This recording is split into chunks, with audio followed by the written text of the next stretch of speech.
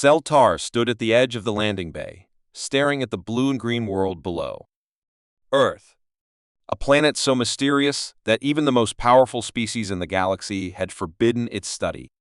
The Galactic Concord, which governed interstellar relations, had strict rules against any species interfering with human affairs or even researching them too deeply. But Celtar had always been different from the others of his kind. The Threxians were a logical and advanced race, known for their intelligence, but they had one fatal flaw: fear of the unknown. It was why Earth had remained a mystery for so long. But Celtar was curious, and when he was given a rare opportunity to be the first Threxian exchange student to study on Earth, he could not resist. As his shuttle descended, he felt a strange unease. What was it about this planet that made it so dangerous? The university that accepted him was in a bustling human city, a place filled with towering structures, flashing lights, and an overwhelming energy that he had never encountered before. Humans were everywhere, moving with a speed and confidence that unsettled him. At first glance, they seemed ordinary, soft-skinned, weak, compared to the armored and resilient Threxians. But something about them felt off. They walked without fear, laughed too easily, and even in moments of danger, they reacted in ways that defied logic. Celtar observed them closely, watching their strange habits and interactions. Unlike other species, they did not avoid conflict, they welcomed it. Humans argued, debated, and challenged each other constantly, yet these conflicts often ended in laughter or strengthened friendships rather than hostility. This was not normal behavior. Every other intelligent species in the galaxy sought peace and stability, yet humans thrived in chaos. Celtar had studied many civilizations, but none had evolved in such an unpredictable way. Their endurance was unnatural. He saw athletes push themselves to the point of collapse, only to get up and continue running. He watched workers toil for hours beyond their biological limits, surviving on nothing but caffeine and determination. There was no logical reason for this level of resilience. Other species had clear physical strength, some had armored bodies, others had enhanced senses, but humans had something else. They had willpower, and that was far more terrifying. Even their history was filled with stories of impossible survival, of wars fought against overwhelming odds, of civilizations rising from ruin time and time again. They never accepted defeat. Celtar had seen enough records to know that most species, when faced with certain destruction, would surrender. But humans? They fought to the last breath, even when all hope was lost. One evening, as he sat in the campus library, he stumbled upon something strange. Hidden deep within restricted archives was a document that spoke of a forgotten war. A war that should not exist. According to history, Earth had never been invaded. But this document told a different story. Long ago, an unknown alien force had tried to conquer Earth. The records did not say who they were, only that they were far more advanced than humans at the time. Logically, the war should have been over before it even started. But it wasn't. Something had gone terribly wrong. The invaders disappeared, wiped from history as if they had never existed. The only evidence of their defeat was a warning left behind by an unknown source: do not interfere with Earth. They are not what they seem. Celtar felt his hands tremble as he closed the document. He had to know more. He started asking questions, carefully digging through old records, speaking to professors, even trying to access classified files from the Galactic Concord. That was when he noticed something disturbing. Someone was watching him. Shadows moved where they shouldn't. His research logs were being erased, and strange messages appeared on his communicator. Stop asking questions. The more he looked, the more resistance he faced. It was as if the entire galaxy had agreed to erase the truth. But why? What was so dangerous about humans that even the greatest empires feared them? Then, one night, he found his answer. An old human professor, one who had studied ancient galactic history before it was banned, agreed to meet him in secret. The old man's face was worn with age, his eyes tired but sharp. He leaned forward, speaking in a low voice. "You want to know why Earth studies are forbidden?" Celtar nodded, his pulse quickening. The professor sighed. Because humans do not follow the rules of the universe. Every species has a limit, a breaking point, where they surrender, where they accept their fate. But humans don't. When they are pushed to extinction, they evolve. When they are defeated, they come back stronger. And when they are backed into a corner, they do something even the most advanced species fear. They change the rules. Celtar's mind raced. This explained everything: their unnatural resilience, their refusal to submit, the way they defied logic at every turn. The reason Earth was forbidden was not to protect humans from the galaxy. It was to protect the galaxy from humans. The old professor placed a hand on his shoulder. You should leave this planet, Celtar. Before you learn something you can't forget. But Celtar knew it was too late. He had already seen the truth. He had witnessed it in the way humans lived, in the way they laughed in the face of danger, in the way they survived against all odds. As he walked back to his dorm, he realized that the greatest secret of all was not hidden in records or archives. It was right in front of him, in every human he had met. They did not fear the unknown. They were the unknown. And if the rest of the galaxy ever forced them into a fight they could not win, then humanity would simply do what they had always done, become something even worse. Celtar looked up at the stars, knowing that he had uncovered something terrifying. The Galactic Concord was right to fear Earth. Because one day, the humans would leave their homeworld. And when that day came, the galaxy would never be the same again. Celtar had always believed that intelligence was the key to survival. The Threxians, his people, had conquered the challenges of evolution through logic and control. Every decision was calculated, every risk measured. But ever since he arrived on Earth as an exchange student, he had seen things that defied all reason. Humans were not the strongest species, nor the fastest. Their bodies were fragile, their senses dull compared to other advanced races. And yet, they thrived in ways that should have been impossible. It was not their technology that unsettled him. Many species had advanced machinery. It was not their weapons. Either plenty of civilizations had warlike histories. No, what disturbed Celtar the most was something far more unsettling.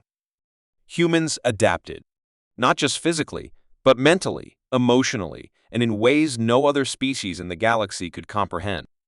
It was as if they were designed to survive anything. He had witnessed it firsthand in the simplest of ways. On his second week at the university, a human student had broken his arm during a sports game. Celtar had been horrified, expecting the young man to collapse in pain, maybe even go into shock. But instead, the student had laughed. His friends had laughed with him, as if the sight of his twisted limb was nothing more than an inconvenience. The injured human had even joked about it as he was taken to the medical center. Within days, he was walking around with a cast, unfazed, already using his other hand to complete his assignments. Celtar had seen creatures with biological regeneration, species that could heal rapidly. But humans? They didn't heal fast, they endured. It wasn't just physical. It was something deeper, something woven into their very nature. The more time he spent observing them, the more disturbing it became. He saw students stay awake for entire nights, pushing their bodies beyond exhaustion just to complete projects. He watched workers endure extreme conditions, sweating under the sun, never stopping, driven by something he could not understand. He noticed how they laughed even when faced with hardship, as if mocking their own suffering made it easier to bear. It wasn't natural. Every other species had limits. When they reached the breaking point, they stopped. But humans? They ignored those limits, as if they refused to accept that they existed at all. His curiosity led him to research human history, and what he found only deepened the mystery. Earth had faced disasters that should have wiped out civilization countless times. Ice ages, plagues, world wars, famines, environmental collapses, each of these events had the potential to end a species. But humans always found a way to survive. They rebuilt faster than logic dictated. They invented solutions that should not have worked. Even in war, when outnumbered and outmatched, they did not surrender. There were stories of entire armies fighting to the last man, of civilizations that should have perished, but instead emerged stronger. It was a pattern that repeated across every era, every conflict.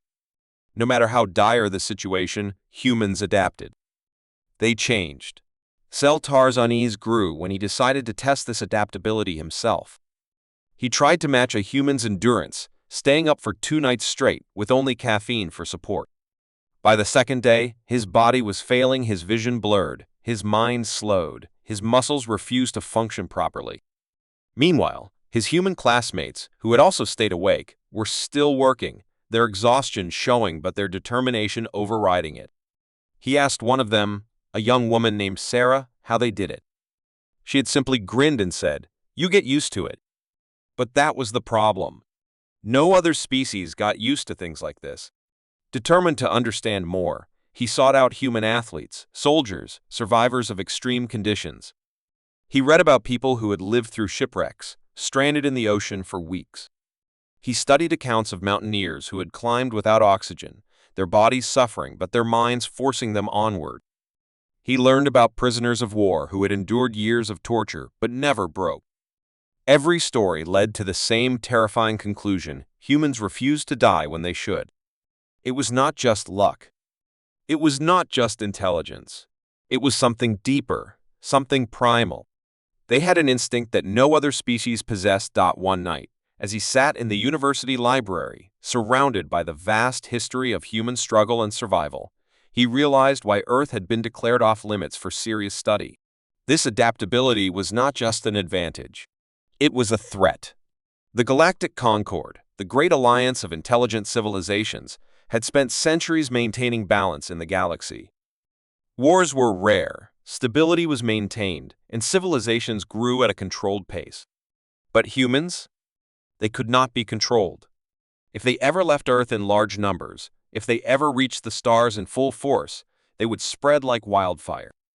They would thrive in environments that others could not. They would conquer challenges that should be impossible. They would never stop. His hands trembled as he closed an ancient document detailing an old battle on Earth, a war that had lasted for generations. The losing side had been completely erased from history, not because they had been weak, but because they had underestimated their enemy. Humans did not just fight to win. They fought to survive at any cost. And that was what made them the most dangerous species in the galaxy. Seltar now understood why Earth studies were banned. The Concord was not trying to protect humanity from the galaxy.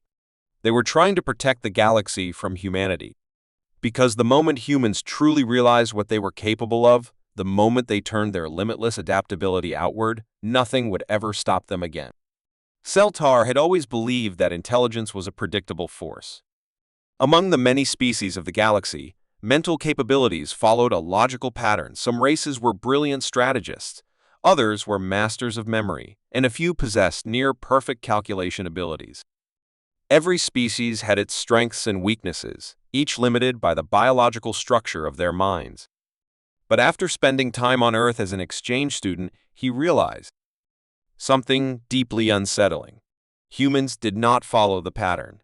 Their intelligence was chaotic, unpredictable, and, in some cases, impossible. At first, he had dismissed their uniqueness as mere exaggeration. The Galactic Concord had always warned against studying human psychology too deeply. There were reports, rumors, and unconfirmed studies claiming that human minds were unstable but adaptable. Seltar had assumed it was an overstatement until he saw it for himself. Humans could learn at an unnatural speed. He had witnessed students mastering complex subjects in weeks, adapting to entirely new ways of thinking within months. A Threxian like himself could spend decades refining a single skill, yet humans seemed to bypass this limitation entirely. They could shift their mental focus from one subject to another without hesitation, reshaping their own abilities through sheer willpower. That was not how intelligence was supposed to work. Then there was their creativity, a trait that should have been a simple byproduct of intelligence, yet in humans, it became something else entirely. They could generate ideas from nothing, imagine things that did not exist, and then make them real. Seltar had always believed that technological advancement followed a slow, methodical path, but human history told a different story. Entire industries had been revolutionized overnight by a single breakthrough. Wars had been won by ideas that should not have worked. The unpredictability of their minds was not just a strength, it was a weapon. But the most disturbing discovery came when XLTAR began researching human emotions. Every species experienced emotions, but for most, they were predictable. Fear, anger, joy, these were biological responses that served a clear purpose. Yet humans experienced emotions in ways that defied explanation. They could turn fear into motivation, grief into strength, and rage into unstoppable determination. He had seen humans face situations that should have broken them, yet instead of surrendering, they pushed forward. It was as if their minds refused to accept reality as it was. They changed their own perception of the world to reshape the outcome itself. He had read accounts of humans who had survived impossible conditions, driven not by logic, but by pure mental resilience. Soldiers who had fought even after suffering wounds that should have rendered them unconscious. Prisoners who had endured years of captivity, emerging stronger instead of weaker. Scientists who had been mocked for their theories, only to prove the entire galaxy wrong. Humans had an ability that no other species possessed, the ability to believe in the impossible until it became real. The more XLTAR learned, the more unsettled he became. If human minds were truly this powerful, why had no species ever been able to control them? He searched for records of experiments conducted by other civilizations, attempts to manipulate human psychology for their own benefit. What he found shook him to his core. Every attempt had failed. The Concord had once tried to use psychological conditioning on early human civilizations, attempting to guide their development in a controlled manner. But every time, humans had broken free. Empires that should have remained subservient had rebelled. Societies that should have crumbled under pressure had found ways to thrive. Even in environments where other species would have succumbed to despair, humans had discovered hope. Something in their minds refused to be controlled. Then he came across something far more terrifying. A classified document, buried deep within restricted archives, described an incident involving a powerful telepathic species that had attempted to read and control human thoughts. The report stated that the experiment had ended in disaster. The telepaths, known for their ability to dominate weaker minds, had instead been overwhelmed. One by one, they had collapsed, their own minds shattered by the sheer force of human thought patterns. The official explanation was vague, but one phrase stood out in the report: the human mind does not yield, it resists, it fights back, and it consumes. XLTAR could not ignore the implications. This was why human psychology was a forbidden field of study. It was not because they were weak or inferior. It was because they were too dangerous. The mind of a human was not just a tool for survival. It was a weapon, one that no species had ever been able to fully understand or control. The Concord feared what would happen if humans ever realized the full extent of their own potential. As he left the library that night, the weight of his discovery pressed down on him. The truth was clear now. The galaxy had not isolated humans to protect them. It had isolated them out of fear. Because if humans ever truly unlocked the full power of their minds, if they ever reached the stars in numbers large enough to challenge the established order, then nothing, absolutely nothing, would ever be able to stop them. Zurek had always been fascinated by lost knowledge. As an archaeologist from the Exilari Empire, he had spent his life uncovering the mysteries of ancient civilizations across the galaxy. He had deciphered the ruins of extinct species, uncovered relics that predated the Galactic Concord, and studied the rise and fall of countless empires. But no discovery had ever perplexed him as much as humanity. They were a young species, barely touching the edge of interstellar travel, and yet they held something that made the entire galaxy uneasy. The Concord had strict orders: no deep studies of human history were allowed, no intervention in their development, and above all, no attempts to uncover their past. It was as if humanity was hiding something so dangerous that even the oldest civilizations feared it. Zurek had never accepted restrictions.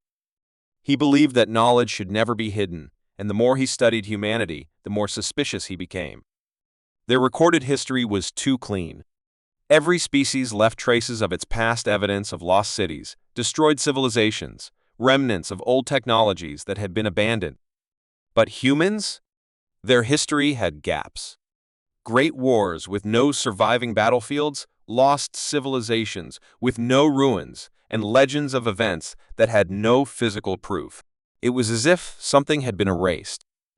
Determined to find the truth, he traveled to Earth under the guise of an academic observer. The humans welcomed him with curiosity, unaware of his true purpose.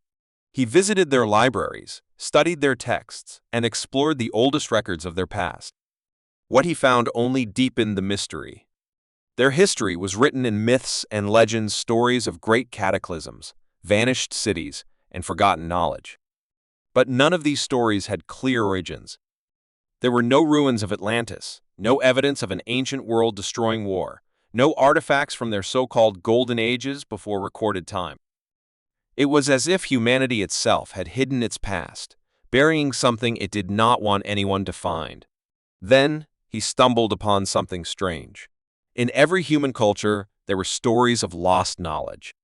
They spoke of times when humans had powers that defied science, when they understood the fabric of existence in ways no species ever had.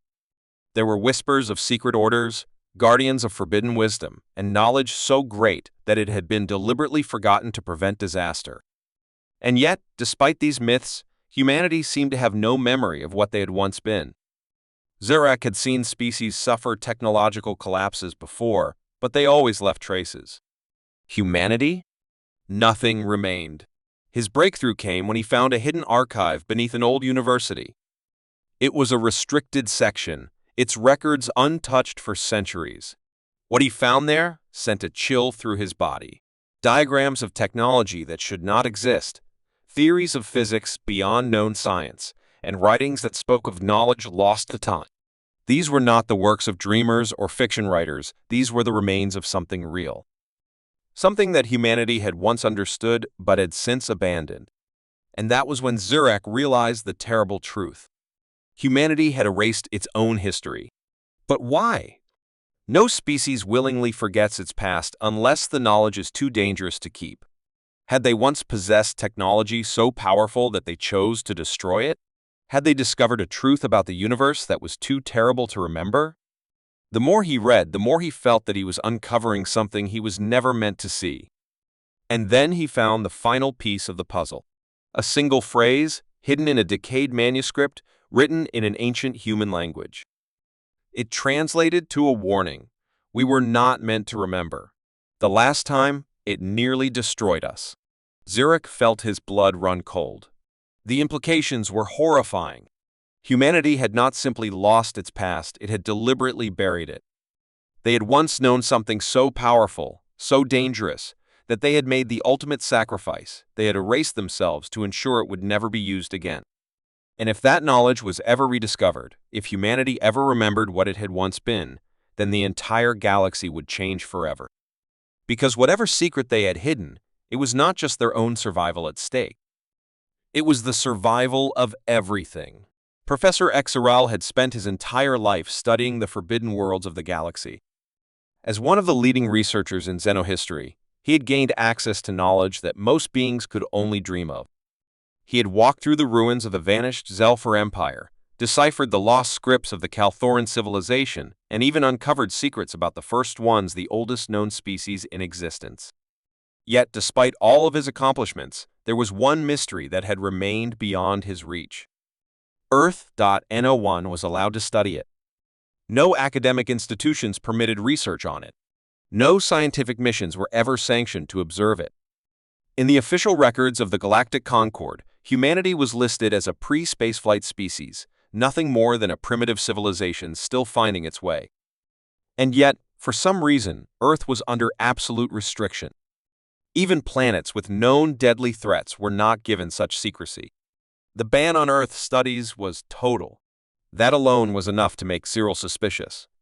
Determined to find out why, he did what no researcher before him had dared. He went to Earth himself. He used forged credentials, disguised himself as an alien exchange scientist, and integrated himself into human society. To his surprise, they welcomed him without question. Unlike other species that reacted with suspicion to outsiders, humans displayed an unnatural level of curiosity. They wanted to know everything about him, about his world, about the galaxy. Their hunger for knowledge was unlike anything he had ever seen. But it was not their curiosity that disturbed him. It was their adaptability. Within weeks, he realized that humans could change in ways that should have been biologically impossible. He watched a farmer become a soldier overnight. He saw a scholar master complex fields of science simply because they wanted to. He observed workers become leaders, civilians become warriors, and dreamers become inventors, as if they could shape themselves into whatever they needed to be. This was not normal. Evolution dictated that species were confined by their biology, limited by their genetics. But humans? They had no such restrictions. It was as if their very nature defied the rules of existence. Then, he noticed something even stranger. Their emotions were not weaknesses, they were weapons. Every species in the galaxy had emotions, but humans did not just feel them, they channeled them. He saw men and women push themselves beyond their physical limits, driven by nothing but sheer willpower. He saw them turn despair into determination, fear into courage, and pain into resilience. They did not break under pressure, they became stronger. In every logical sense, their minds should have collapsed under extreme stress. But instead, they adapted, endured, and overcame. No other species in the galaxy could do this. Cyril decided to dig deeper. He sought out historical records, trying to understand if this ability had always existed in humanity. That was when he discovered something terrifying. Earth had suffered countless catastrophes, wars, natural disasters, plagues, extinctions, but no matter what happened, humanity survived. Other civilizations crumbled under far lesser disasters, but humans? They rebuilt every time.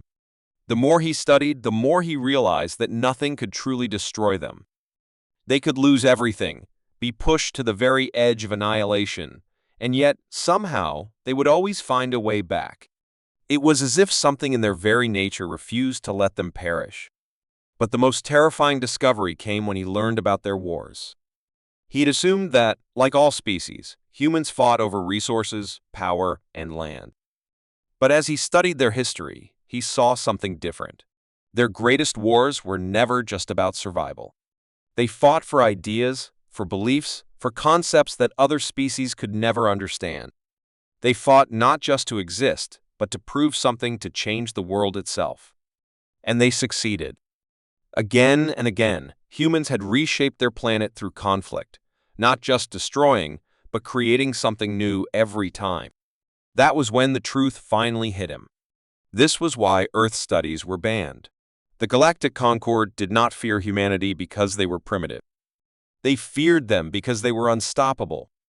No other species had ever shown this level of resilience, adaptability, and relentless determination.